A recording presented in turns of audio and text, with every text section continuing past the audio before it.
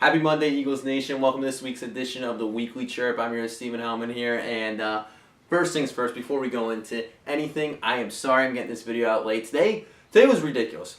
I'm just going to take you through my day and I guess just make excuses like Chip Kelly about why my day just didn't work out. First, I locked myself out of my house. Then I got back into my house. But then when I got to work, I lost the car keys that I locked in my house to begin with.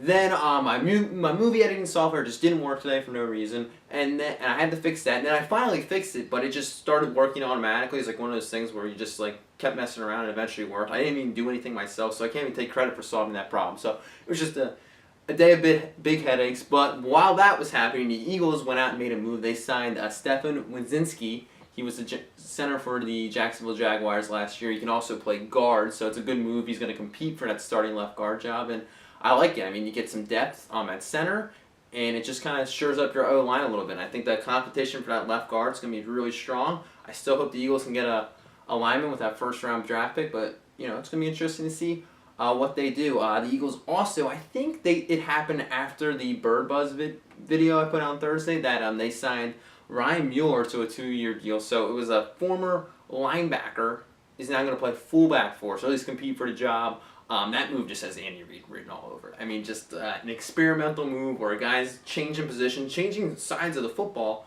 So I mean, I guess maybe Andy Reid called Doug Peterson, was like, hey, I think you should do this. You should put your an Andy Reid fingerprint on your roster. So I think the move's kind of dumb, but you know what? You're not committing any money to that guy, so whatever. I'm not going to lose sleep over it. Ruben Randall also came out and said recently that he thinks he can compete for that starting job. And then, to me, I think he is the number 2 wide receiver. But the thing with the receivers this year is they're going to be moving Jordan Matthews out of the slot to the outside. Ruben Randall can play in the slot and on the outside. Nelson Agholor primarily on the outside. So I think that the numbers, you have Jordan Matthews as your number 1. And then I think interchangeable number 2s are going to be Ruben Randall, Nelson Agholor. And then your interchangeables 4 and 5 are going to be Chris Gibbons, Josh Huff. So I wouldn't read too much into the depth chart for this year, besides that Jordan Matthews is number 1. So big moves for the Eagles.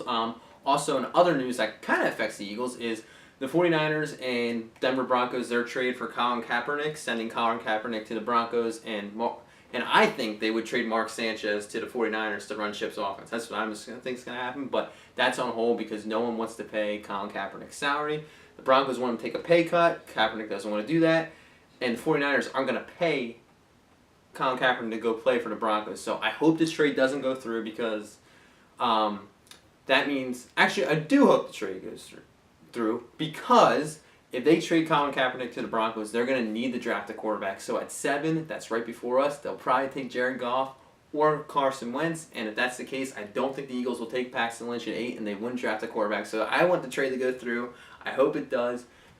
Because at 8, I just get that best guy available. I'm just not sold on these guys. I don't think any of these guys are elite talents at the quarterback position. So I think the Eagles should just get the best player available, and that's because at 8 you can get someone that's so good. That's just, as long as you don't get a quarterback. So thanks for joining me, guys. I'll see you on Thursday for Bird Buzz. Go Wildcats tonight. Hopefully they can get it done. Bring home a championship for our city. So go Wildcats, and have a good night.